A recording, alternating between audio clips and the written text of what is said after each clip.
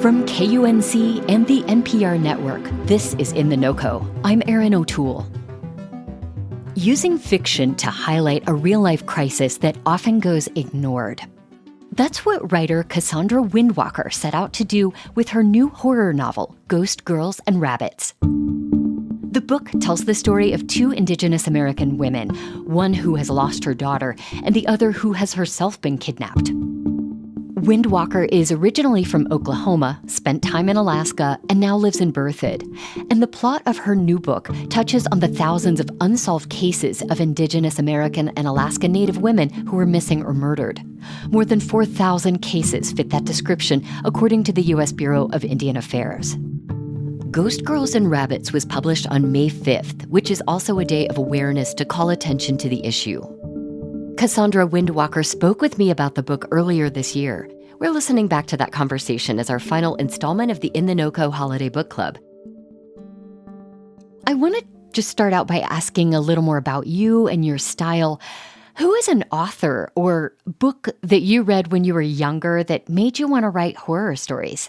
I would say that in terms of horror inspiration, it would have to have been Edgar Allan Poe. I was fascinated by the way he could make me feel such a strong feeling of sympathy and empathy with this character who would then proceed to do things that horrified me. And that I thought, how could someone so human and so compassionate do something so terrible? I have always been fascinated by that idea that what is it that lurks in all of us that is capable of doing things we find unimaginable? If we can reach that, maybe we can change things and change the story. You have said that you were aware of the crisis of missing and murdered Indigenous women, but living in Alaska for several years really brought that issue front and center for you. Could you talk about that and what made you want to set this book in Alaska? Alaska is a place that is unlike any place I've ever been before. And you can't be in Alaska and be unaware of the ghosts who walk with you, the people who are all around you that you don't see, who have fallen nearby, and that their families are looking for them and waiting for them to come home. And how do you think writing about this as fiction helps readers think about this very real crisis in a different way than if you were writing a nonfiction book?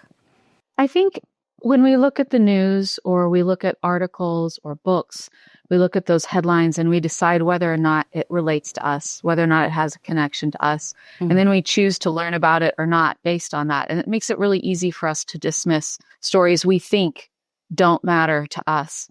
When we read fiction, we are seeing through the eyes of a character that maybe in other circumstances we would think we don't have anything in common with. Sure. But through the story, we find that we do, and we understand them, and their pain becomes our pain, and their fight becomes our fight.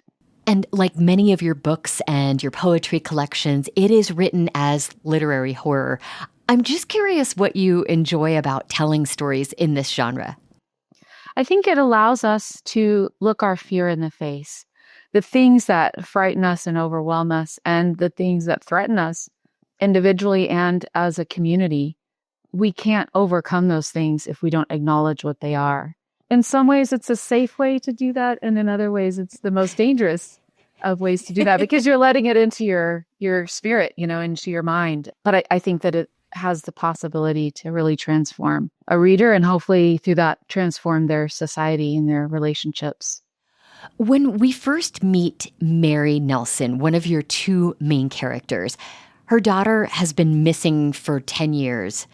And she's very aware that when Native women disappear, efforts to find them are usually underwhelming.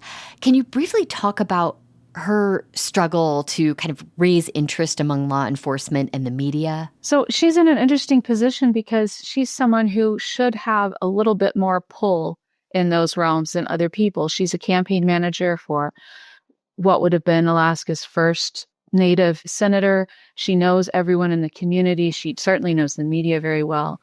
And she had hoped that that would allow her to fight harder for her daughter. But she finds that her position does not win her any favors with the society that still sees her as an outsider.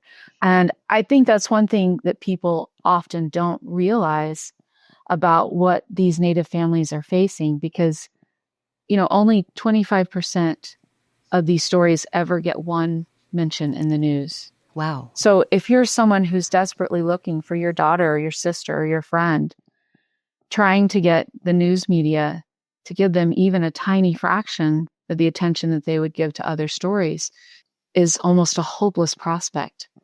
And I want people to be aware of that and to ask their local media, tell us these stories, help us know what's happening, let us look for these women.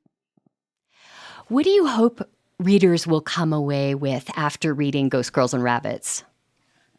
I hope they come away with a sense of urgency and horror and even disbelief that this is actually our reality in our society. The idea that Native women are 10 times more likely to be murdered than non-Native women, 2.5 times more likely to be raped, 7 times more likely, according to the Canadian Mounties, to be killed by a serial killer. Wow. And the horrifying thing about that is that the vast majority of that violence, over 90% of that violence, is being committed by non-Native men. If you want to dismiss this as a Native problem, we can't do that. This is a society problem, and we can't allow our society to continue to dehumanize these women and devalue them to the point that predators feel like they can attack them and no one will look for them and no one will require justice on their behalf. I was thinking that Colorado is one of just a handful of states that has an alert system for missing Indigenous people. There have been some issues with the way it has been rolled out, but does it give you hope that more states might make similar efforts? I hope so. I know that it's a controversial idea, that there have been some issues with it, but it is really impressive and heartening to see how much more successful we are in finding people when those alerts are issued. If our goal is to find people, this is something we really need to look at nationwide. Now, your book is being published on May 5th. This day is also known as Red Dress Day. Could you talk about why people are encouraged to wear red on this day? So in some traditions, there's a belief that the only color that spirits can see is red.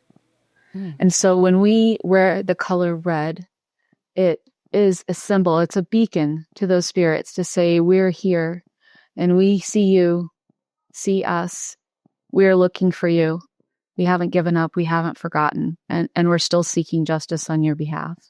And it's also a message to all of those families, because that's part of the message of the book. You have the missing woman, but you have her mother who's been completely undone by this loss. And when one person goes missing, the number of people who are forever changed and lose themselves in that process is really difficult to count. So those red dresses or that red ribbon that you wear is a message to every one of those people who are still looking, that we're looking too, and we see you and we haven't given up. Colorado author Cassondra Windwalker spoke with me earlier this year about her newest horror novel, Ghost Girls and Rabbits. You'll find more information about it and all our favorite author interviews from 2025 at KUNC.org. That's it today for In The NoCo. I'm Erin O'Toole. Thanks so much for listening.